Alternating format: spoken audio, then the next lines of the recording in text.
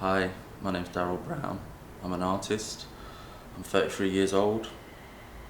And this all started thinking back, probably like most people, I used to draw feverishly as a kid and then moved on to painting. But then during my GCSEs, I remember I got really into it. But I was definitely like a painter. And I used to paint a lot, like a lot. Like it was an impulse. And I would just knock them out, and at that time you're never really afraid of like what you're doing or the outcome, you're just doing it for the joy. And that carried on, and then I came to university. I studied at University of East London, and there was a time when I first started where it was really kind of at odds with it all. I wasn't really sure what I was doing. I didn't really want to be a painter anymore. I didn't think anyway, and I was using paint very physically, like, and the material was taking over from any sort of like illustrative quality. I was like dragging it and piling it up, just falling off or thinning it down.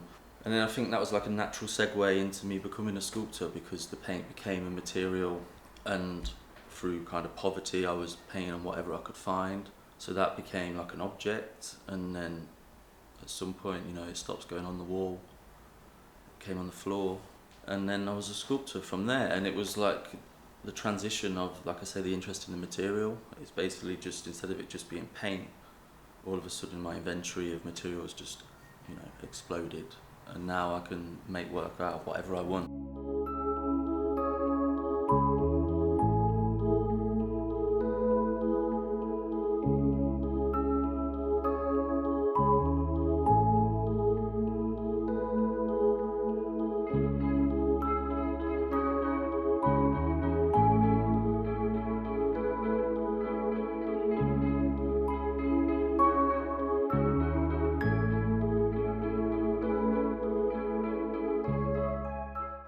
Like there's like a myriad of different influences that affect, my work and what I'm trying to convey. And that can come through, as we were talking earlier with music. Like I remember at one point I was really listening to hip hop like a lot, and the kind of sampling aspect of it was something that started to become in my work, and I was using kind of different materials, different styles, different processes, and it was very much from me kind of being embedded in listening to this sort of music, and also like acknowledging the metropolis that I live in. And it's just this patchwork, like this collage of a city.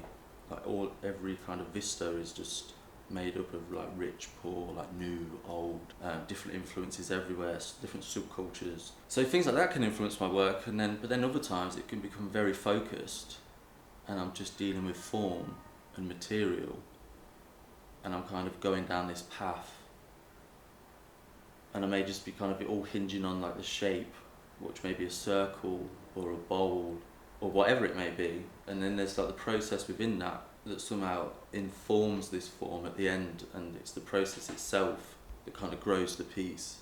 And that's sort of where I'm at now. Like things are a bit more regimented, but usually just by the fact that I will cut up a sheet of plywood like into strips of like 10 centimeters with a 30-degree miter on, and that's my material then. It's like sort of limiting my palette, I suppose, so then I can build on top of that. And that limitation becomes something that I have to like work with, and it sort of pushes against me and I can push against it. And within that I've kind of found like a big reservoir that I can kind of keep going in, and I can keep pushing. Like it can be mind-boggling, and I'm sure like any creative can back me up on this, that sometimes like the endless possibilities is what drowns you. And so for me, I found it easier if I have like at least some sort of regiment, some sort of clear path that keeps the thing churning along. And then I can take some time to look at the view and all that sort of stuff, or try and go down different areas, but there's always this kind of locomotive that's keeping me on track.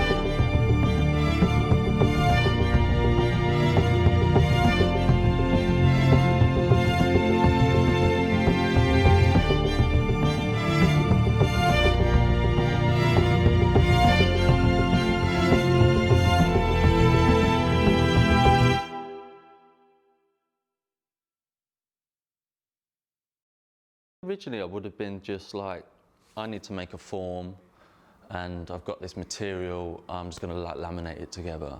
And then at some point I realised that, you know, that process creates a pattern. In that case it would have just been like straight lines, but still there's a pattern there. So then you make a decision of like, oh well, what if I change that pattern? And then it became about the way things are constructed. So the element of construction informs the pattern, and the pattern informs the construction, if you know what I mean. And then the form I choose within that, although I can push against this thing, it's always somehow relatable to the component parts. And like with this now, I'm working with pattern quite a lot because the show's like in line. So I've got these vectors that run this way, and then every two they go the other way. So that informs this pattern that comes on the surface. And then also if I choose to cut it here instead of here, then the pattern's going to be different. And through experience I've started to understand how to control that.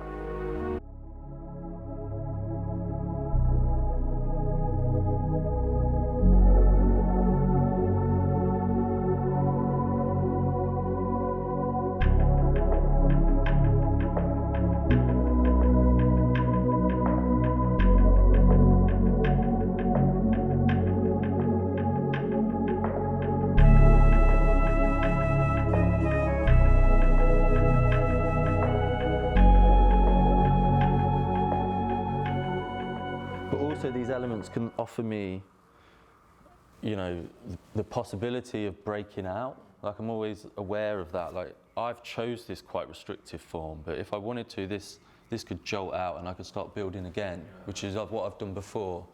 So it's like the linchpin for which I can kind of be creative upon. In the past I've been more indulgent in that, kind of in the chaos, and then my linchpin might be an idea, but now there's always some sort of building block which kind of sets the rhythm, and then I try to kind of shape around that.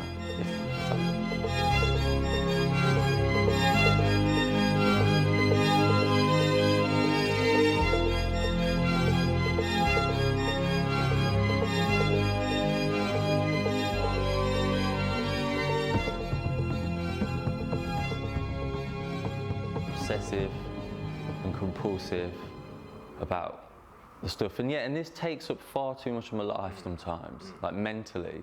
But it's always been something I do, and it's something I enjoy when it comes down to it, and it's kind of like my passion, and it keeps you occupied at the end of the day. And I'm always excited to see the next piece. Well, not always, but enough that it drives me on.